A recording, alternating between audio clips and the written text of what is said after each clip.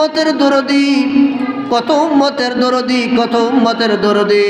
জিবরাইলকে বলেন, রে জিবরাইল, আমি তো খুশি মনে, আমি তো আনন্দ চিত্তে আল্লাহর সাক্ষাতের জন্য যাচ্ছি, আমার মনে হয়ে গেল আমার গুনাহগার উম্মতের কথা।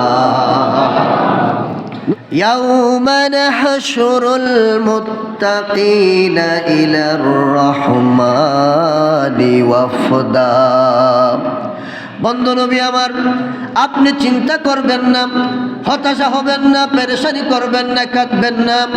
আপনি রসুল যেভাবে বুরাকের মধ্যে সওয়ার হয়ে আমি আল্লাহর দিদারের মধ্যে আসছেন, দুনিয়ার মধ্যে আপনার যেই সমস্ত উম্মতেরা পরহেজগার হবে, মুত্তাকি হবে, আমলদার হবে, ঈমান আকীদা পরিশুদ্ধ হবে, বেহেশতের মধ্যে তারা বুরাকের মধ্যে সওয়ার হয়ে প্রতি জুমার দিন আমি আল্লাহর সাক্ষাৎ তারা পাবে।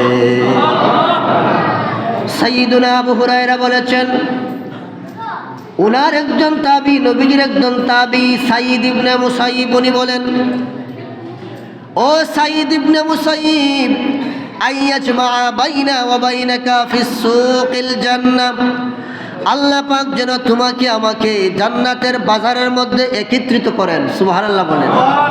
এখান থেকে বোঝা গেল জান্নাতের মধ্যে বাজার হবে, মার্কেট হবে। সুবহানাল্লাহ বলেন। কেমন মার্কেট হবে?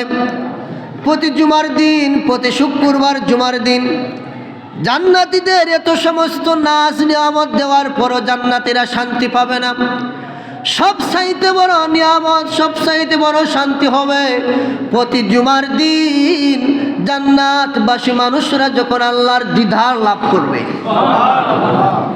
আল্লাহ নবী বলেন, রে আবু হুরায়রা, পূর্ণিমার চাঁদ দেখতে যেমন কোনো সন্দেহ নাই, জান্নাতের মধ্যে প্রতি জুমার দিন আল্লাহ পাক যে জান্নাতবাসীদেরকে দিদার দিবেন এতে কোনো সন্দেহ নাই।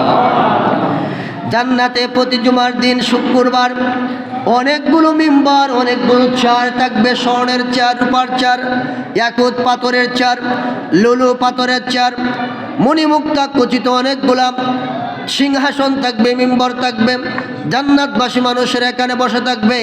আর জুমার দিন মহান মনিব দাউদ আলাইহিস সালামের কণ্ঠে কোরআন তেলাওয়াত শোনাবেন। আর জোরে বলা সুবহানাল্লাহ।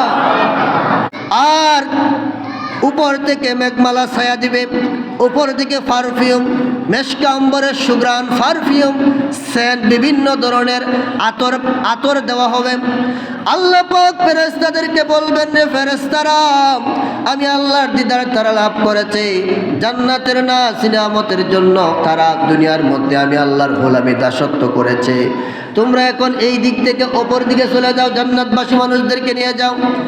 জান্নাতবাসী মানুষেরা আল্লাহর দিদার লাভ করার পরে আরেক দিকে যাবে, গিয়ে দেখবে অসংখ্য ফেরেশতারা জান্নাতের বিভিন্ন ধরনের কসমেটিক্স সহ বিভিন্ন প্রসাধনী, বিভিন্ন ধরনের খাবার নিয়ে জান্নাতের ফেরেশতারা সারিবদ্ধভাবে তালা বাসন নিয়ে বিভিন্ন খাঞ্চা ভর্তি করে বিভিন্ন জান্নাতের নাজ নিয়ামত নিয়ে বসে রয়েছে।